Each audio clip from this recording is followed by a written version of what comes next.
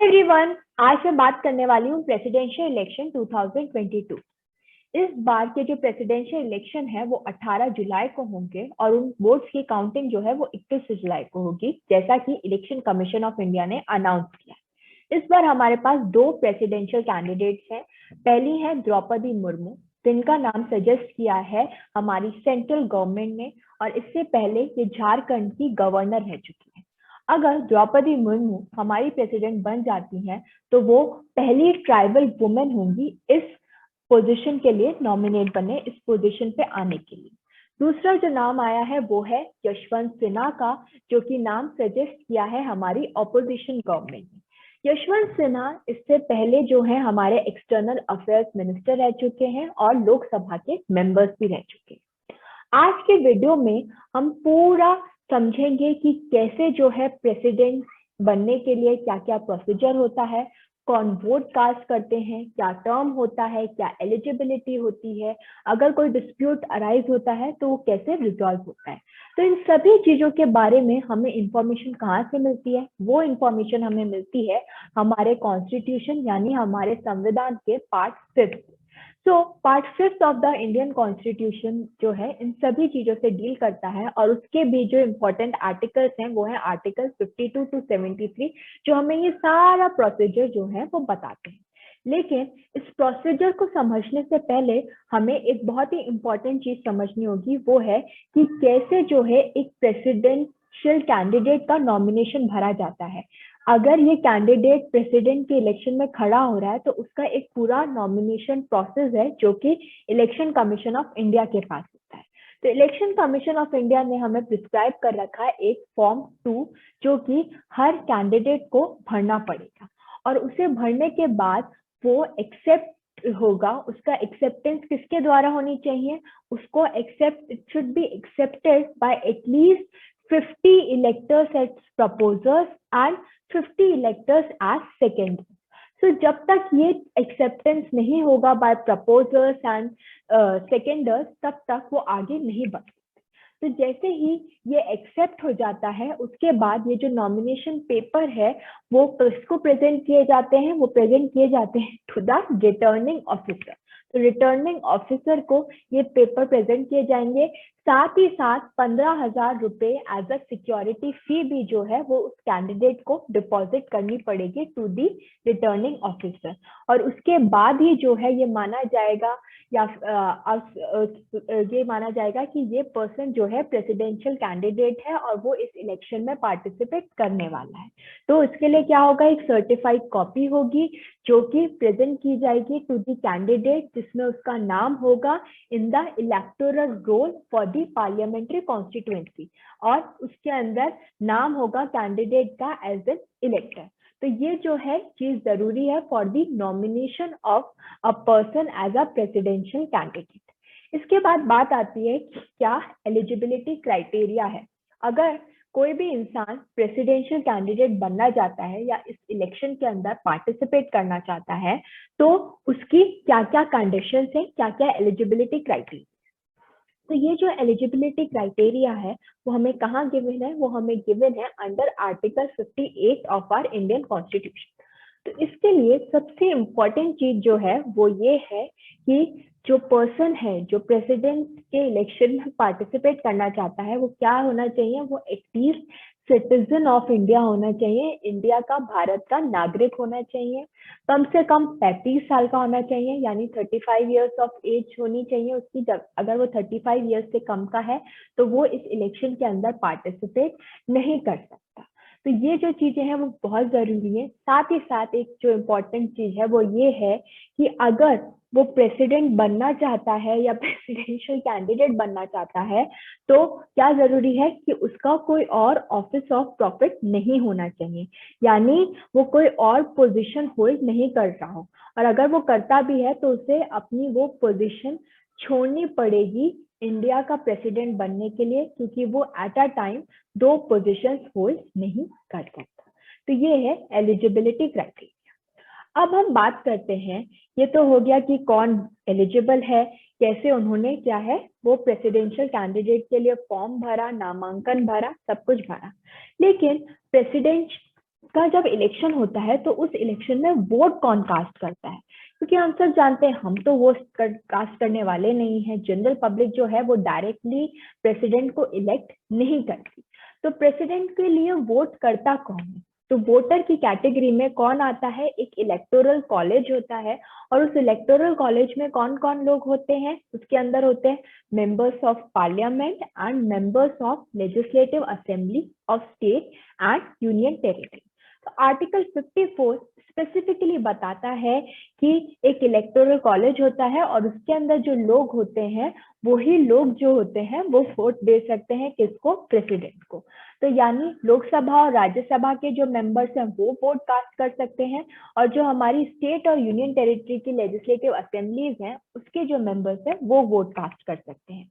लेकिन इसके अंदर एक छोटी सी बात है जो हमें याद करनी है, वो ये है कि जो नॉमिनेटेड मेंबर्स होते हैं ऑफ द राज्यसभा और द लोकसभा या फिर लेजिस्लेटिव असेंबली के जो नॉमिनेटेड मेंबर्स होते हैं वो लोग प्रेसिडेंट के इलेक्शन में पार्टिसिपेट नहीं करते। यानी जो लोग नॉमिनेट हुए थे for the members of parliament और member of state legislative assemblies, वो लोग प्रेसिडेंट के इलेक्शन के अंदर अपना वोट नहीं दे सकते। इसके एग्जाम्पल्स हैं जैसे सचिन तेंदुलकर या फिर हमारी एक्ट्रेस रेखा, ये दोनों ही लोग जो है वो नॉमिनेटेड मेंबर्स हैं और इसीलिए इनका वोट प्रेसिडेंशियल इलेक्शन में काउंट नहीं होता। तो ये चीज हमें थोड़ी सी याद रखनी होगी। और ये पूरा वोटिंग का जो कौन वोटर होगा, क्या होगा, कौन से मेंबर्स जो है इलेक्टोरल कॉलेज में आएंगे, वो हमें गिवन है under article 54 of our Indian constitution. इसके बाद हम बात करेंगे प्रोसीजर की। तो प्रोसीजर हमें गिवन है अंडर आर्टिकल 55। तो प्रोसीजर के अंदर क्या बताया गया है कि जो प्रोसीजर हम फॉलो करते हैं वो प्रोसीजर होता है एक सिंगल ट्रांसफरेबल वोट का, यानी हर मेंबर का जो है वो अपना वोट होता है, उस वोट का एक नंबर होता है कि इस पर्सन का वोट कितने नंबर का है, उसी बेसिस पे जो है वो काउंटिंग होती है। ये प्रोपोर्शनल रिप्रेजेंटेशन का procedure of single transferable vote का। So basically it is a system of proportional representation by means of single transferable vote जो कि फॉलो होता है इस केस के अंदर, ऐसा हमें गिवन है अंडर आर्टिकल 55 सब क्लॉज 3 के अंदर। अब हम चलते हैं थोड़ी सी कैलकुलेशन की। ये तो हमने बात कर ली कि प्रोपोर्शनल रिप्रेजेंटेशन होता है, लेकिन ये रिप्रेजेंटेशन होता कैसे है, हमें पता कैसे चलता है, कैसे हम इसे कैलकुलेट करते हैं, क्योंकि हर मेंबर के वोट की एक वैल्यू होती है, वो वैल्यू हमें पता कैसे चलती है इसी के बारे में हम समझेंगे। तो अगर हम बात कर रहे हैं वैल्यू ऑफ अ एमएलए, तो एमएलए की वोट की वैल्यू हमें पता चलेगी किसके बेसिस पे, उस स्टेट की पॉपुलेशन के बेसिस पे। तो उस स्टेट की पूरी जो पॉपुलेशन है उसको हम डिवाइड करेंगे 1000 times the number of MLAs in that state, और उसका जो रिजल्ट आएगा वो वैल्यू होगी वहां के एक एमएलए की। फॉर एग्जाम्पल हम इसमें एग्जाम्पल लेते हैं कर्नाटका स्टेट का। तो इस समय कर्नाटका स्टेट की जो पॉपुलेशन है, अब ये जो पॉपुलेशन उस स्टेट की कितनी है वो आज भी हम 1971 के सेंसस के अकॉर्डिंग चल रहे हैं। तो 1971 के सेंसस के अकॉर्डिंग कर्नाटका स्टेट की पॉपुलेशन कितनी है, 29,29,914। इसको हम डिवाइड करेंगे कर्नाटका असेंबली के कितने मेंबर्स हैं उससे, तो उसके मेंबर्स कितने हैं, 224 मेंबर्स हैं, और जिसको हम मल्टीप्लाई करेंगे 100, तो इसका हमें रिजल्ट कितना आएगा, वो है 131। तो यानी 131 जो है कर्नाटका स्टेट लेजिस्लेटिव असेंबली के एक मेंबर के वोट की वैल्यू। और अगर हमें पूरे कर्नाटका स्टेट लेजिस्लेटिव असेंबली की वैल्यू निकालनी है तो 131 इंटू 224 उससे हम मल्टीप्लाई करेंगे, तो उससे हमारे पास वैल्यू आ जाएगी पूरे कर्नाटका स्टेट की वैल्यू। इस तरीके से हम लोगों ने निकाला क्या कि वैल्यू ऑफ एमएलए वोट। अब अगर हम बात करें about the value of MP vote, यानी मेंबर ऑफ पार्लियामेंट के वोट की अगर हम वैल्यू निकालें तो वो कैसे निकालते हैं, जितने भी स्टेट्स हैं उनके एमएलए के votes divided by the total number of parliamentaries, यानी पार्लियामेंट के कितने मेंबर्स हैं उससे हम उसे डिवाइड कर देंगे। तो कितने आए एमएलए के वोट, ठीक है, पूरी कंट्री के जितने भी स्टेट्स हैं, जितने भी स्टेट लेजिस्लेटिव असेंबलीज हैं, उनके वोट्स को हम डिवाइड कर देंगे किससे, पार्लियामेंट के मेंबर से, कितने नंबर ऑफ पार्लियामेंट से उससे। तो अगर आप देखे जाए तो हमारा जो प्रोपोर्शनल रिप्रेजेंटेशन है ये डिपेंड करता है पॉपुलेशन पे, और हर स्टेट की पॉपुलेशन अलग अलग है। तो इसीलिए अगर देखें तो प्रेजेंटली सबसे ज्यादा जो एमएलए है वो कहाँ से हैं, यूपी से हैं। तो यूपी जो है तो यूपी जो है वो बहुत मेजर रोल प्ले करता है इसके अंदर डिसाइड करने के अंदर कि हमारा प्रेसिडेंट कौन बनेगा, क्योंकि सबसे ज्यादा वोट्स भी जो होते हैं वो यूपी के पास है। तो अगर हम बात करें इस बार के 16th प्रेसिडेंशियल इलेक्शन की, so the total value of the MLA for 16th presidential election is 5,43,231, और जो हमारे एमपीज के वोट्स की टोटल वैल्यू है वो है 5,43,200। तो इन दोनों को मिला के the total value of vote of electors for the presidential election 2022 is 10,86,431। So इतने लोग जो है हम जो है वो वोट देंगे, और ये इनके वोट की जो है वो वैल्यू है। तो ये चीज जो है वो बहुत इंपॉर्टेंट है, थोड़ी सी ट्रिकी है, लेकिन आई होप आप लोगों को ये चीज समझ में आ गई है। तो बस हमें क्या करना है, अगर हमें काउंटिंग करनी है हमारे एमएलए की वोट की, तो हमें उस स्टेट की पॉपुलेशन को डिवाइड कर देना है वहां के नंबर ऑफ एमएलए से के 1000 टाइम्स से। और अगर हम बात कर रहे हैं एमपी के वोट की, तो total number of MLA votes को हमें डिवाइड कर देना है टोटल नंबर ऑफ पार्लियामेंटेरियन से। तो इससे हमारे पास आ जाएगा कि उनकी वोट की वैल्यू कितनी है, तो हम उससे कैलकुलेट कर लेंगे कि नंबर ऑफ वोट कैसे हमें निकालने। अब हम बात करते हैं प्रेजेंट में जो प्रेसिडेंशियल इलेक्शन होने वाला है उसकी। अगर हम बात करें 2017 के प्रेसिडेंशियल इलेक्शन की, तो वो हुए थे 17 जुलाई को, और उस प्रेसिडेंशियल इलेक्शन में कौन जीता था, वो थे हमारे प्रेसिडेंट, करेंट प्रेसिडेंट जो है वो है रामनाथ कोविंद।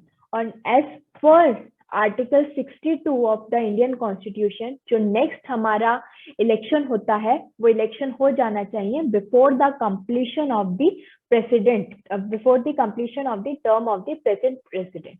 तो इस बार जो है हमारे जो करंट प्रेसिडेंट है रामनाथ कोविंद, उनका जो ऑफिस है वो कब खत्म हो रहा है, वो 25 जुलाई 2017 को खत्म हो रहा है। इसीलिए हम 18 जुलाई को ही ये कर देंगे, ताकि अगर कोई डिस्प्यूट होता है इलेक्शन में या कोई भी प्रॉब्लम आती है तो उससे हम इतने दिनों में रिजॉल्व कर सकें। तो ये एक बहुत इंपॉर्टेंट क्वेश्चन है कि अगर इलेक्शन के अंदर, प्रेसिडेंशियल इलेक्शन के अंदर कोई भी डिस्प्यूट अराइज होता है तो उसे रिजॉल्व कौन करता है, तो उसे रिजॉल्व करने की पावर होती है सुप्रीम कोर्ट के पास। तो आर्टिकल 72 में स्पेसिफिकली बता रखा है कि any dispute in the election of president is dealt by the supreme. साथ ही साथ अगर प्रेसिडेंट के टर्म की बात करें तो हर प्रेसिडेंट 5 साल के लिए नॉमिनेट किया जाता है, और प्रेसिडेंट जो होता है वो री इलेक्ट भी किया जा सकता है। तो री इलेक्शन का प्रोसीजर हमें गिवन है अंडर आर्टिकल 57 कि प्रेसिडेंट जो है री इलेक्ट किया जा सकता है, और प्रेसिडेंट का टर्म जो है वो 5 साल के लिए होता है, वो हमें गिवन है under article 62। So this was in short about the presidential election 2022, और उसका क्या प्रोसीजर होता है, कैसे हमारे प्रेसिडेंट को हम नॉमिनेट करते हैं, कौन वोट डालते हैं, और कैसे जो है वोट्स की काउंटिंग होती है। I hope this video was helpful to all of you. Please do like, share and subscribe to my channel. And in case you have any query in regard to legal matter or law exam, you can reach out to me on my email ID or on my Instagram ID. Link for the same is provided in the description below. Thank you very much.